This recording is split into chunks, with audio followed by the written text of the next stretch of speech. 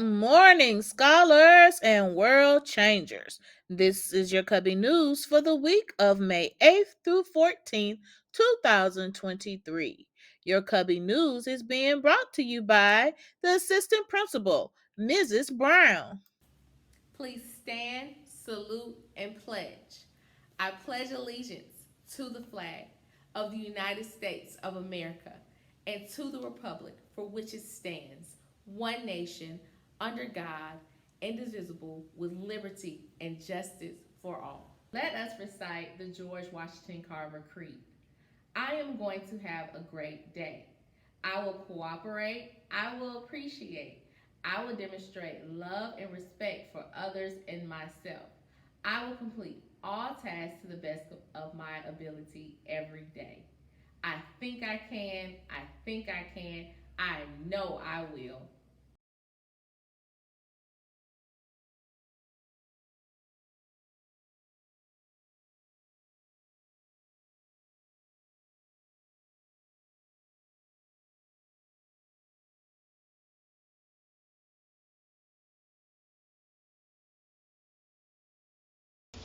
Chapter 8, Perfect Park.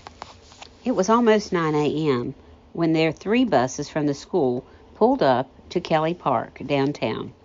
Mr. Ireland, the principal, and some parent volunteers stepped off the first bus and began unloading drink coolers and picnic baskets. The sun was shining brightly, and Evan could see huge oak trees with their branches swaying gently in the breeze. Flowers lined four walkways to the center of the park, where a large fountain sprayed water gracefully about 6 feet high in a silent rhythm. The lawn looked freshly mowed, and the park was clean.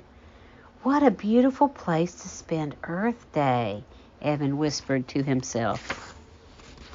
As Evan followed his teacher, he could see the exhibitors setting up tents and shade for their tables. He saw ladies folding Earth Day t-shirts and a man arranging microphones and speakers on the stage. Mrs. Bennett found a place under a big tree to spread out picnic baskets for their group. After everything was organized, she turned her class and she said, "Friends, get your tote bags, line up, and follow me. Let's celebrate Earth Day." Chapter 9, Fun and Games. Evan's class walked to the first exhibit, where people were making paper hats from newspapers. "This is one way we can reuse papers," explained the exhibitor, "and if we recycle them, they will become new newspapers." He pointed to a drawing on a poster board of how newsprint can be recycled to become new paper. He finished by giving each person a booklet with recycling facts to take home. Evan and his friends had a blast making newspaper hats. Danny pretended to be a ship's captain, and Ruthie posed like a movie star. Evan's first hat was too big, but he was delighted with his second hat, and it was a perfect fit. No one wanted to go, but Miss Bennett said it was time to move on. At the next exhibit, tables were covered with socks, strings, and clean plastic milk jugs. "You see, boys and girls, you can make a game from things you use at home," said a man in a flowered shirt as he held up a gallon container. "Auntie Litter calls this game Ball in a Jug." He pointed to a line on the jug and said, "Please ask an adult to cut the bottom section off below the handle to create a scoop. Then make a ball by folding two old socks together. Next, tie a string around the sock ball and connect it to the scoop handle." Class chaperones helped students cut bottoms off milk jugs and roll socks into balls. Then the students began swinging their sock balls into the air and catching them in the scoops. "When we recycle heavy plastic like this, companies can create many things like picnic tables, park benches, boat docks, and fences, instead of using wood from trees," the man informed them. Evan had never really thought much about reusing things or recycling, and he sure didn't know he could make a game from a milk jug. He put the game pieces and directions into his tote bag. Just then, Mrs. Bennet saw Auntie Litter and her pollution patrol lining up on stage. "Friends, Auntie Litter's show is starting. Let's go." She quickly arranged her students in a single file to make their way through the crowd. Chapter 10. Singing with Meaning. Mrs. Bennet led her class to the front of the stage. Evan couldn't believe he was standing right in front of Auntie Litter. Behind her were kids wearing blue shorts and white t-shirts that said Pollution Patrol in green letters. Ruthie told him 2 of the performers were from their school. Evan grinned and said, "That's so cool." Members of the Pollution Patrol began singing and dancing to Auntie Litter's 3R rap. The crowd grew wild with excitement, saying the 3 R's as loud as they could. Reuse, reduce waste, recycle. Evan was having so much fun with his new friends that he had forgotten about his costume. For the next song, Auntie Litter asked the audience to repeat the chorus and follow her dance steps to Earth, We're in It Together. As Evan sang along, he thought about the meaning of these important words. Earth, we're in it together, forever and ever, saving our water, land, and air. This is our planet to share. Chapter 11. Hooray for the Hero.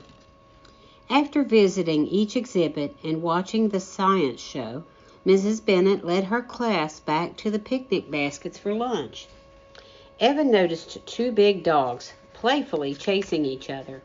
Within minutes, the first dog knocked over a large trash can that started to roll. Trash was flying everywhere. "Oh no," he shouted. "Litter!" Evan quickly sprang into action to keep the park clean. Mrs. Bennet and the others saw Evan chasing the trash can as it rolled toward the park fountain, flinging garbage along the way. Then they jumped in to help him, doing their best to grab paper cups, plastic bags, napkins, and other items whirling in the breeze. Kids were chasing trash, and the dogs were chasing each other. There was so much chaos that everyone in the park was looking their way. After a while, they put the trash back in the can.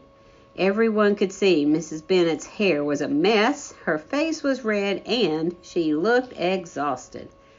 Auntie Litter was delighted to see the remarkable earth-saving act and walked over to thank everyone for their efforts. She turned toward Evan and complimented him on being proactive. "I'm glad to help," Evan proudly stated. "I've learned so much today about our planet and how each person can make a difference."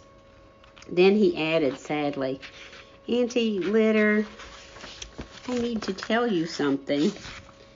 I just wish I had made a better costume for the Earth Day parade." She leaned down to look at him face to face and kindly replied, "Evan, it's not the costume on the outside that's important. It's what's in your heart that counts. I can tell that you care about our Earth. You proved that just now by keeping the park litter-free and beautiful." "I do care, Auntie Litter," he replied with a smile. Chapter 12. Working Together. The students cleaned their hands and enjoyed their lunches. Evan suddenly had a brainstorm. He realized that some of the items he had just used at lunch could be reused for his costume.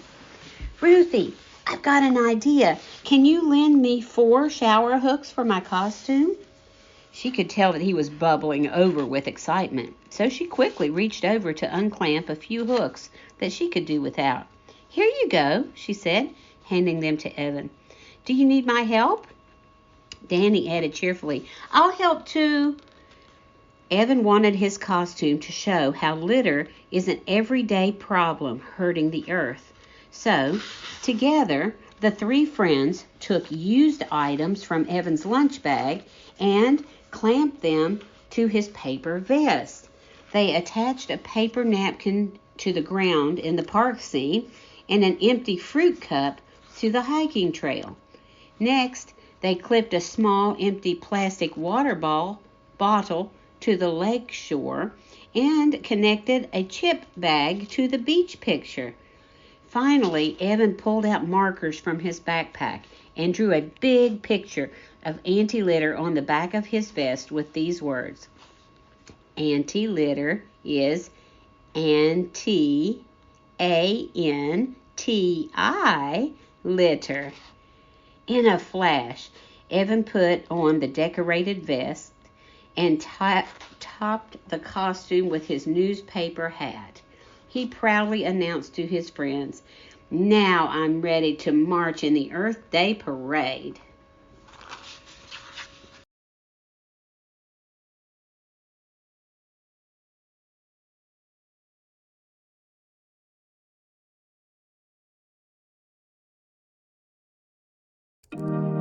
There's nothing wrong with feeling mad, nervous, or frustrated.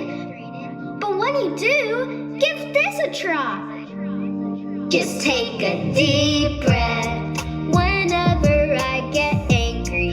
Just take a deep breath, frustrated or I'm mad. Just take a deep breath whenever I feel nervous. Just take a deep breath, afraid or feeling bad. Just take a deep breath, breathe in, breathe out. Just take a deep breath, no need to scream or shout. Just take a deep breath, breathe in, breathe out. Just take a deep breath, now let me show you how. Just take a deep breath in through your nose, filled with air, your belly grows.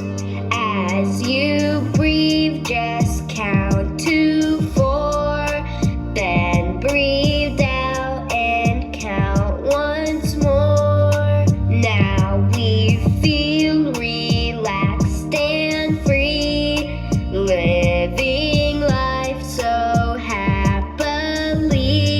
Just take a deep breath whenever I get angry. Just take a deep breath, frustrated or I'm mad. Just take a deep breath whenever I feel nervous. Just take a deep breath, afraid or feeling bad. Just take a deep breath, breathe in, breathe out. Just take a deep breath, no need to scream or shout. Just take a deep breath, breathe in, breathe out. Just take a deep breath, now let me show you how. Just take a deep breath, breathe in, 1, 2, 3, 4. Breathe out, 1, 2, 3, 4. Breathe in, 1, 2, 3, 4. Breathe out. Just take a deep breath. Thanks for singing and dancing with me. Happy birthday, I heard it was scholars somebody's and world birthday. changers. I heard May it was 9th, somebody's Carter Perry. birthday. Yeah. Happy PJ birthday, Panda birthday Carter. song. May Yeah. 12th, Yeah. Kaya Today is your Tyson. birthday. We gon' say it loud. Happy Today is your birthday, birthday. I know you're May so 14th, proud. Happy Journey today is your Tatum. birthday. We gon' Happy turn out. birthday, Throw a Journey. party, get it lit. Happy Teacher and Staff Appreciation Week. I am grateful for your hard work and to completely rework what teaching looks like, to work tirelessly to connect to students and families, and to do it with passion, flexibility, and grace shows me how deeply invested you are in teaching and nurturing all of our scholars at George Washington Carver Elementary. So thank you from your very grateful principal. Hello, scholars. Let's make it a great week here at George Washington Carver Elementary. Remember to be a buddy, not a bully. Hands and feet to yourselves.